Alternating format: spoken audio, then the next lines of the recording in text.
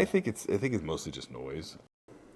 You clearly have a very good pulse on what's happening in Europe. How do you read the current situation in the US with all the different reforms at every level? Tariffs, foreign policy. I think it's mostly just noise. I think honestly the funding, if you're looking at sort of tech funding, I think the gap between the US and Europe is growing. I think a lot of European, particularly senior politicians and bureaucrats, can kind of see the noise in the US and they think it's somehow a negative signal. But like, look, when Trump was president before, the gap between Europe and the US grew. There's not really much reason to think it's not going to keep growing now. It was last time he was president, it was 4 years of drama. And I think it'll be 4 more years. It's at least,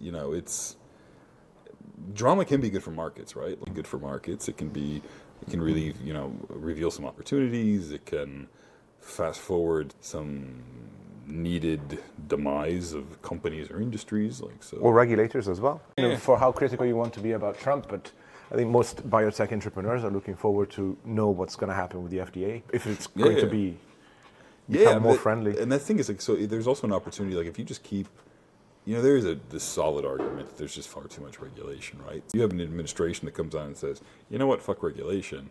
That can also be a good thing in certain industries, right? Certain industries that have become far over-regulated, and that over-regulation can be a huge friction point.